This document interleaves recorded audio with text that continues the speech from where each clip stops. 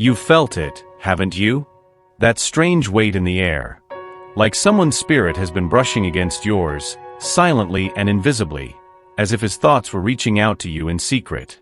The angels whisper, he doesn't just think of you. He aches with the presence of your absence. He plays it cool on the outside, maybe even seems distant.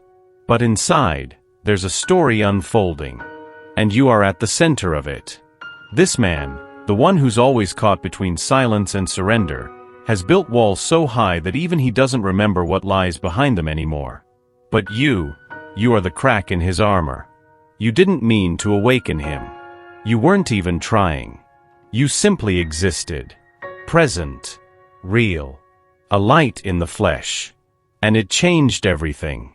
Now, he thinks of you constantly. Not because he wants to, but because your soul speaks a language his heart never learned but always longed to understand. And that's the truth he still can't accept. He tells himself it's just fascination, just admiration, just timing. But the angels reveal, he knows. Deep down, he knows that what he feels for you doesn't go away. It grows. Every time you pull away, his thoughts chase you harder. Every time you shine, he curses the darkness he hasn't escaped yet. You represent something sacred and terrifying, not because you're hard to love, but because you're easy to love, too easy for someone who was never taught to receive it. You remind him of what's possible, of what's pure, of what he's not sure he deserves. And so he hides. From you. From the world. From himself. But not from the divine. The angels say, his soul recognized you before his mind allowed him to. That's why he's conflicted. Why his energy pulls and resists. Why he thinks of you when he's alone. When he's tired of pretending. When the silence feels too loud. He hasn't faced this truth yet, that the connection between you two wasn't born in this lifetime. It was remembered. And that kind of love never disappears. You didn't imagine it. You didn't force it. You simply allowed it. And now, heaven waits. Because sooner or later, his heart will have no choice but to speak. For the Spirit searches all things, even the deep things of God. 1 Corinthians 2 verse 10. He wasn't always like this. There was a time, maybe long ago, when love felt safe to him. When closeness didn't bring fear. When tenderness didn't mean danger. But something shifted. Life happened, in ways he still won't talk about. And so he learned to survive by silence. By being charming on the surface, and wounded underneath. The angels say, he wears his scars beneath his smile. And he's afraid you'll see them. You wonder why he comes close, only to pull away. Why his eyes soften, then vanish. Why he says he's fine, when every gesture screams otherwise. Here's the truth you haven't been told. He doesn't know how to receive what you offer. Your presence feels too honest. Too healing. And for someone who has spent years building walls, that kind of love feels like exposure. He didn't choose to close his heart. He chose to protect it. Because someone somewhere once taught him that vulnerability equals danger. And that emotions are weaknesses. And that needing someone means risking everything. The way he avoids you, it's not rejection. It's resistance to the very thing he needs most, your love. But the angels also say, you are not here to fix him. Only to remind him that healing is possible. Your kindness threatens his pain. Your warmth threatens his loneliness. Your truth threatens the story he's been telling himself to survive. And so he battles you, gently. With absence.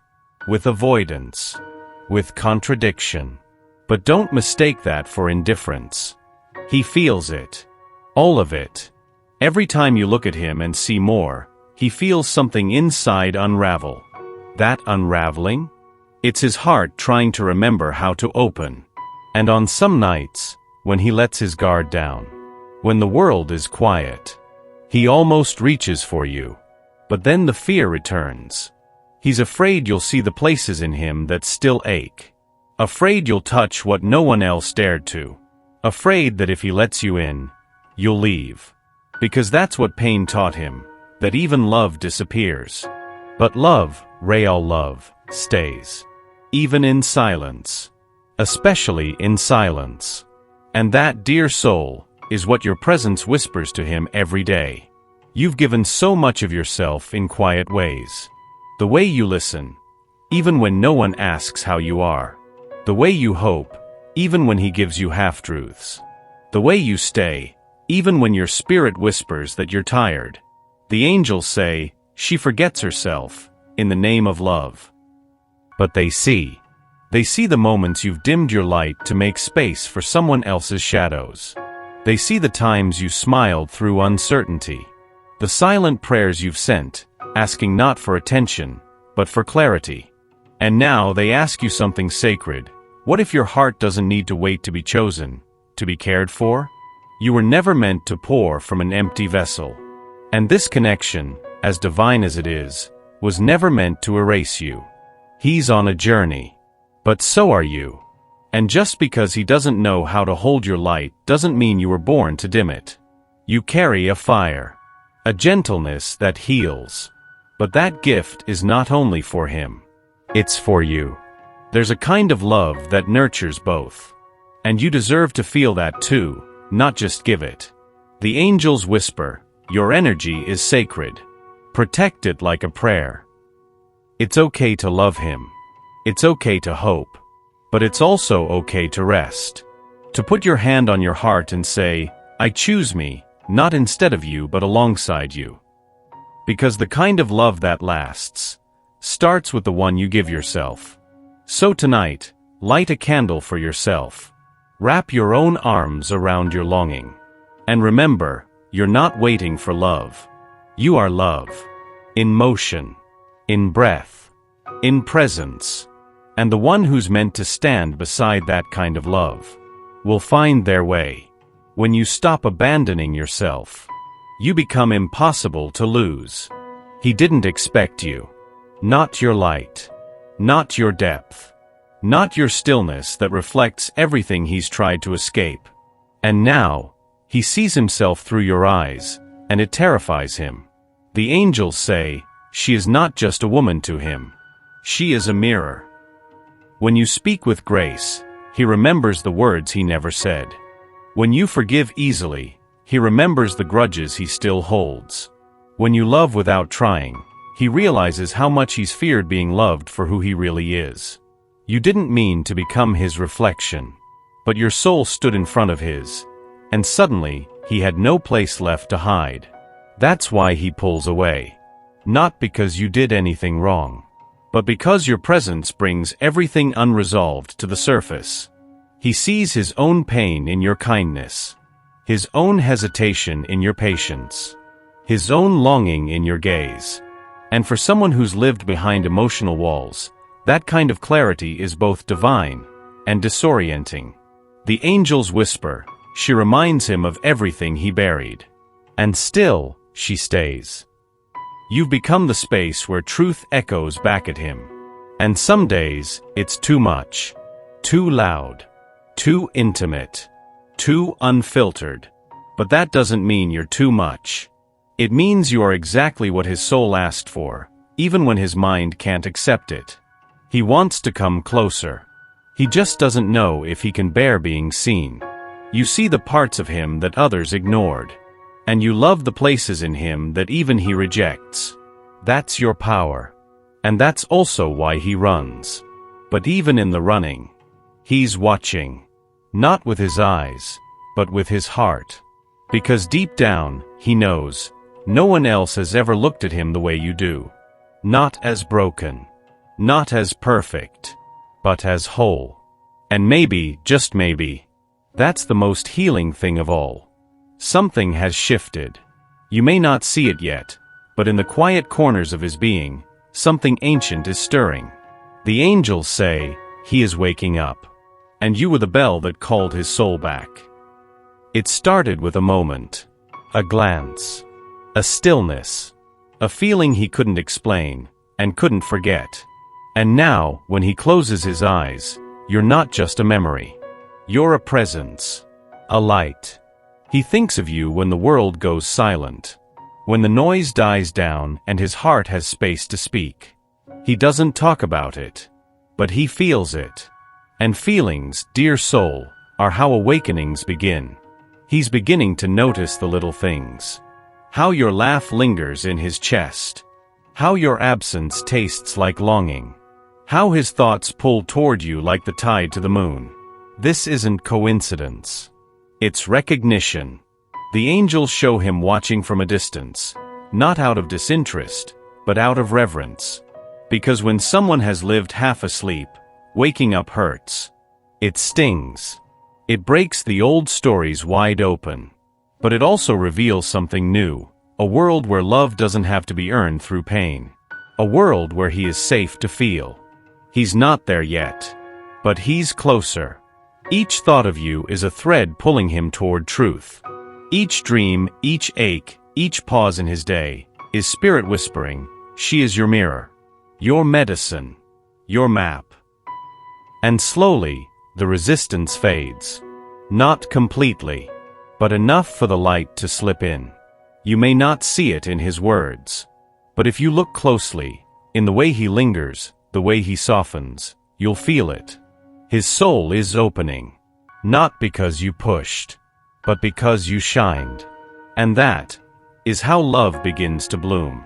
He comes, then disappears. Smiles, then withdraws. Whispers, then hides.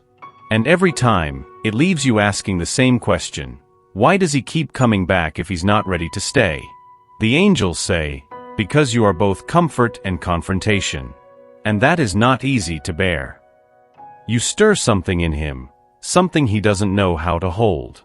So he pulls away, not to hurt you but to escape himself. This cycle? It's not about you. It's about everything he hasn't healed yet. Each time he feels close to you, the old fears scream louder. What if I'm not enough? What if I lose myself? What if she leaves? So he runs. Back to the familiar. Back to the numbness. Back to the safe spaces that require nothing of him but silence. But the angels want you to know, his returns are not manipulation. They are confession. Every reappearance is a silent truth. I still feel you. I still want you. I still don't know how to love you the way you deserve. You are the one who breaks the pattern. The one who does not demand. The one who simply is, radiant, constant, true. And that constancy, it confuses him. He's used to love that punishes. You offer love that waits. He's used to coldness. You are warmth. He's used to games. You bring peace. And peace, to a soul that's only known survival, can feel like a trap. So the push and pull continues.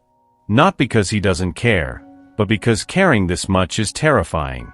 But the angels say, there is a sacred pattern in this. Even the steps backward are part of his way forward. It's not linear. It's soul deep. It's messy. And still, it's holy. You are not meant to chase him.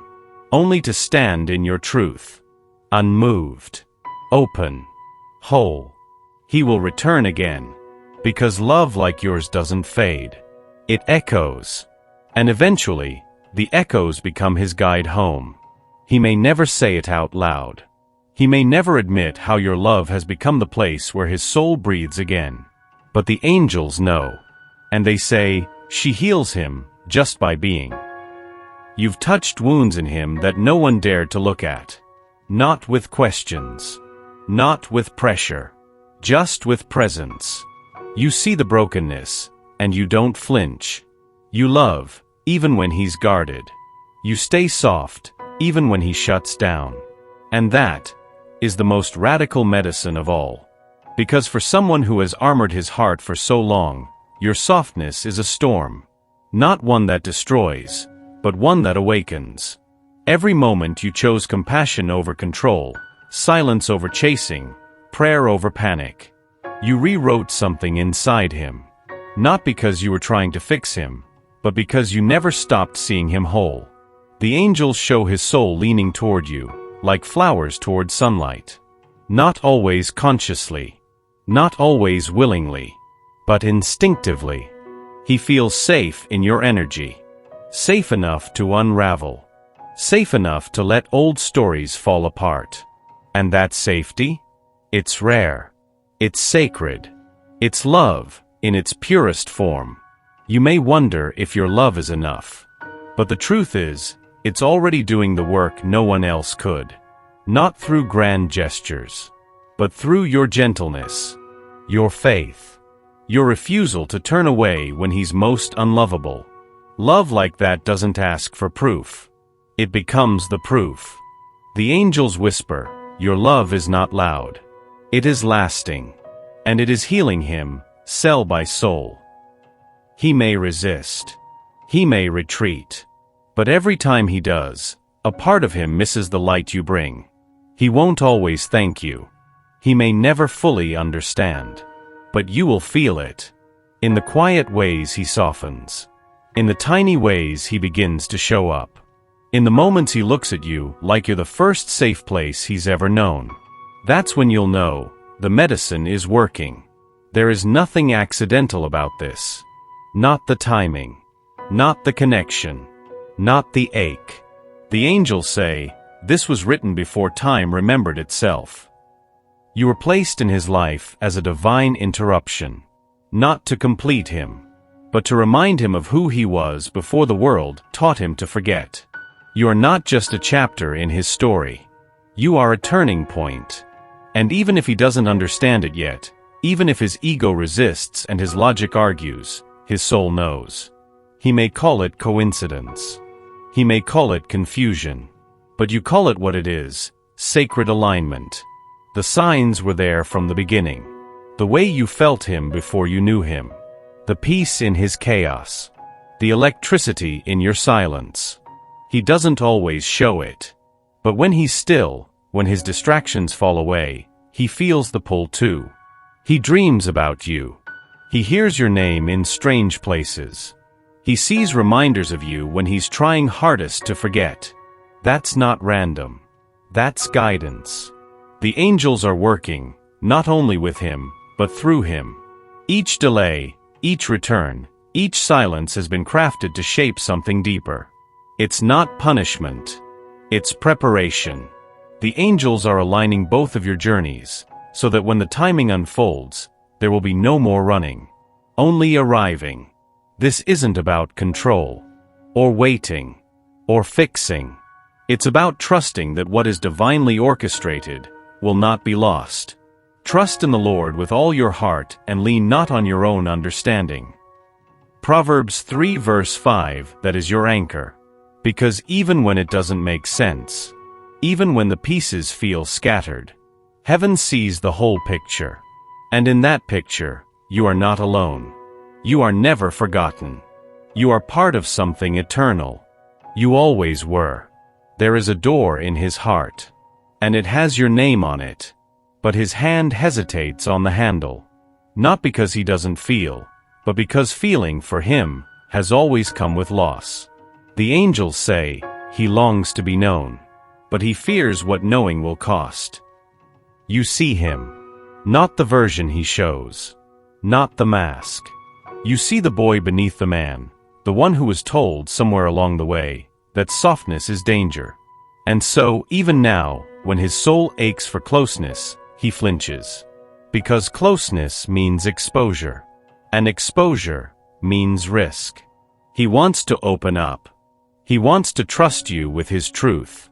He wants to let you touch the places no one else dared to reach. But every time he tries, an old voice whispers, don't let her in. She'll leave too. That's not your fault. That fear was planted long before you came along. You just happened to be the first one sacred enough to get this close. The angels know. They say, she brings peace. But peace is unfamiliar to a heart raised in chaos. So he pulls back. Not to punish you, but to protect himself. Not from you, but from the echoes of every goodbye he never healed. You wonder if he's capable of love. But the truth is, he is drowning in it. He just doesn't know how to speak its language. Yet. That's why the quiet between you matters more than the words. Why the pauses hold more truth than the confessions. He's learning. Slowly. Painfully. Sacredly. And each time you meet him with patience, each time you don't force the door open, something softens. Vulnerability cannot be demanded. It must be invited. And you, dear soul, have been the most gentle invitation he's ever received. He doesn't say much. But if he did, he'd tell you, I'm afraid. But I'm listening. And I want to believe that you won't disappear. You've done enough. Not because there's nothing more to feel, but because love, real love, doesn't demand exhaustion as proof. The angels say, she is the prayer he never knew he needed. And now, she must release the outcome. You've walked with him through silence. Through distance. Through longing that lingers like incense after the flame. You gave what your soul had to give, not to earn love, but because you are love. That matters. It always will. But now, the sacred work is to let go. Not out of defeat, but out of deep, holy trust. You are not here to carry what isn't yours. You are here to remember who you are, even when someone else forgets how to hold it. The angels know your heart. They've heard every whispered question in the dark. Will he choose me? Did I mean something? Was it real? And today, they offer a different answer. One that liberates you instead of binding you to uncertainty. Yes, it was real. Yes, he felt it. Yes, love flowed between you. But your worth never depended on what he does with it. You were always complete, even before he saw you. Especially if he never fully does. The truth is, sometimes the most divine act of love is letting go of the outcome, and keeping your heart open regardless. You are not shutting the door. You are closing the loop of needing to be chosen to believe you are enough. The angels leave you with this, he will find his way. But so will you. And your path is not delayed by his indecision. You have planted seeds. You have shined light. You have loved well. Now, rest. Because what is yours, by design, will never pass you by. And what isn't, was never meant to stay. For everything there is a season, and a time for every matter under heaven. Ecclesiastes 3 verse 1.